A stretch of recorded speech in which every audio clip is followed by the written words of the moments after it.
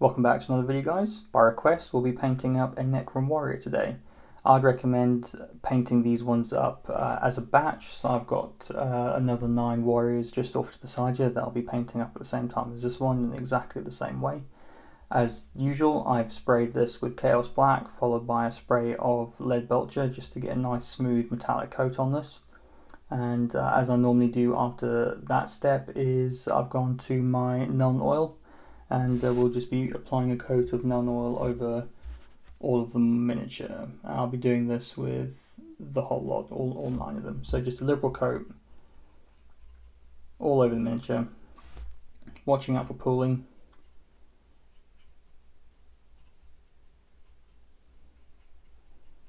Don't have to worry about being neat at this stage, just want to watch out for pooling. And I'll be back when this is done. I've just finished putting Nuln Oil on all of them and come back around to this first one and he's dry. So the next step is to highlight the edges and sort of lighten the model back up again. So to do that, we're going to be doing a dry brush of Necron Compound. So I've just got that to the side here, just putting a bit on my brush, and then I'll be wiping the majority of it off again, as per the nature of dry brushing. And then it's just going to be a case of flicking the brush over the miniature and catching the raised edges and where you want the highlights to be. And then you want to do this all over the miniature and on all your others as well if you're batching them.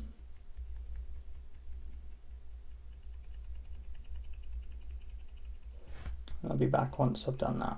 That's the dry brush of Necron Compound done now. As these are just Necron Warriors, sort of just standard troops, I'm not going to bother with any of the Stormhost Silver I'd normally do around the battle damage. These guys can just stay with the Necron Compound dry brush. The next thing is to grab some black paint, so Abaddon Black, thin down, and we're just going to be painting in this part of the metal of the gun and this sort of circular bit here. So just grab some of your black paint and start blocking that, and you possibly need a couple of thin coats on this to get it done nice and smooth.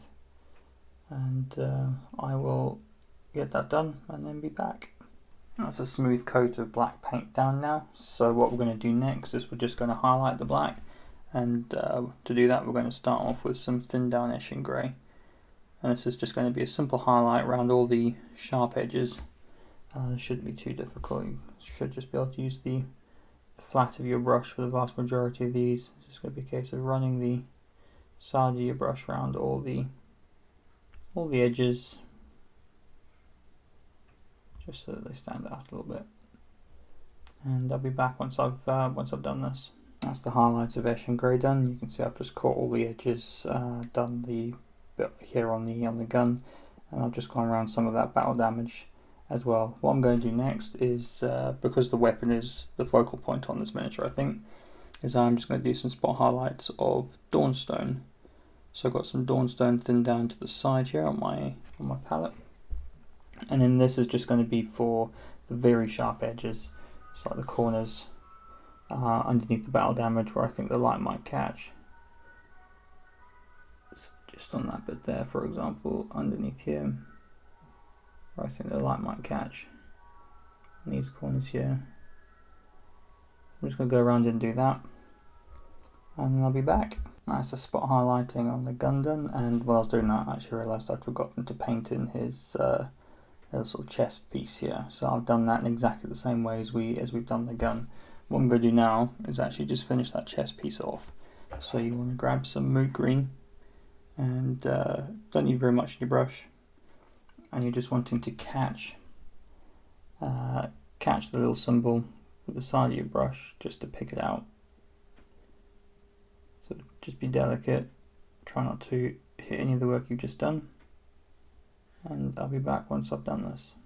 That's the green on the chest done, and now to finish that off we're just going to want to add a bit of Yriel Yellow to the central circle bit here, just to give it sort of a slight glowing effect.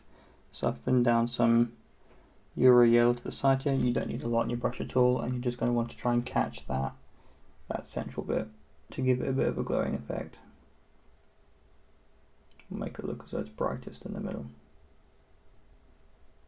and I'll just get this finished off and then come back.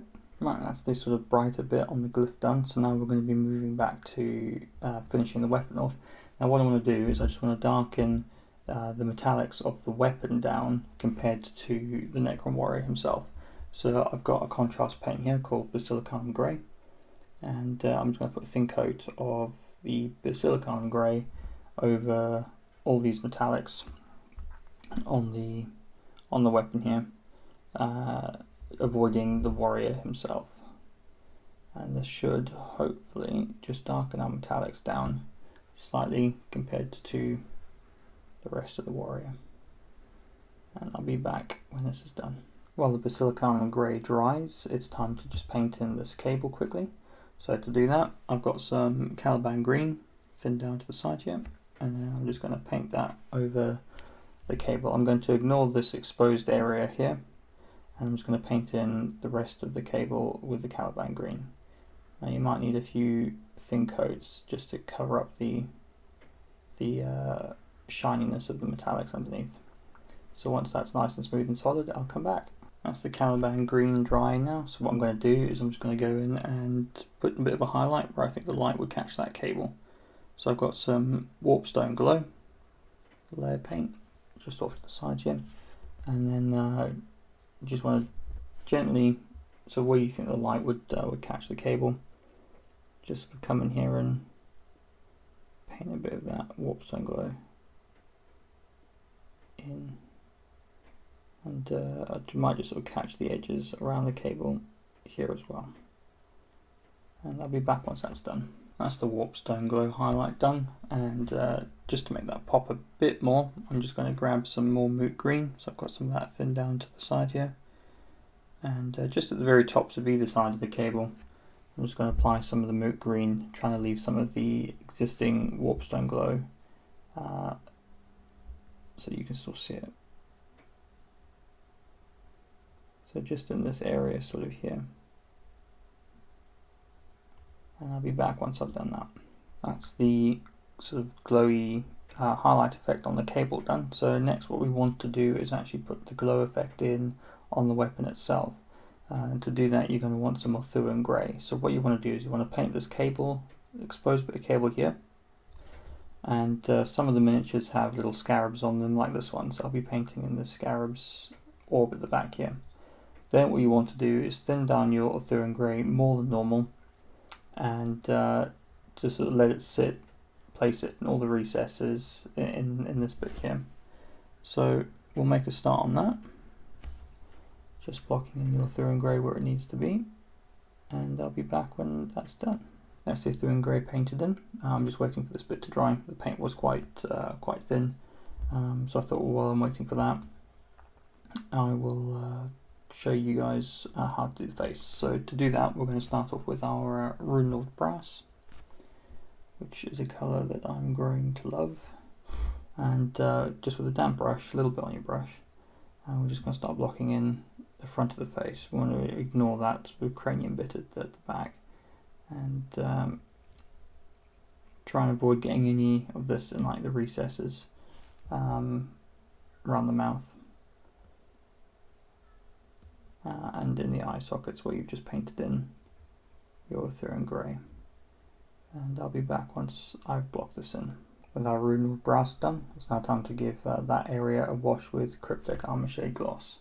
Now you don't need a lot of this on your brush, give it a good shake beforehand, and then as I usually say, apply it sparingly and watch out for pooling.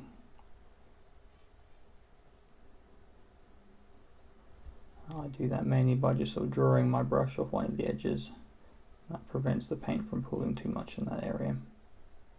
And I'm just going to finish getting the head coated in this, and then I'll be back. Oh, that Cryptek Armourshade gloss now dry. It's time to grab your Canoptek Alloy and get to highlighting the face. So damp brush again for this, rather than my wet palette because it's metallic paint. And just going to sort of, with the edge of my brush delicately, just work my way around so the edges just catching them so they stand out. And when I'm done, I'll be back. And with our face now painted in and our Ulthuan Grey finally dry, it's time to start actually painting in that glow effect. So I've got Tesseract Glow off to the side here. Now less is more with this paint, don't need a lot at all. So what you're wanting to catch with this is his eyes, this cable here, which I'll start doing. And you want to catch any scarabs that happen to be on your miniature, as well as the these bits in the weapon here. So I'll just work my way around the model and I'll catch all those bits, and then I'll be right back. Now that Tesseract Glow painted in, your Necron Warrior is now done. I'd recommend basing him the same way as you base the rest of your Necrons. I'll be basing him how I've based mine. I'll just leave a link in the description and above as to how I do that. So what I'm going to do now is I'm just going to disappear off quickly, get him based, and then I'll be back to show you the final product. And with the base now done, he is ready for the tabletop. I will possibly do my other 10 with the new Gauze Reaper, I think it's called, variant of the weapon, just so I've got a bit of choice. But yeah, I hope you found this helpful. If you have, I would hugely appreciate it if you could drop the video a like, and if you're interested in seeing me painting up more miniatures out of the Indomitus box, specifically Necrons, feel free to give the channel a subscription, and I hope to see you again next time. Cheers guys, bye.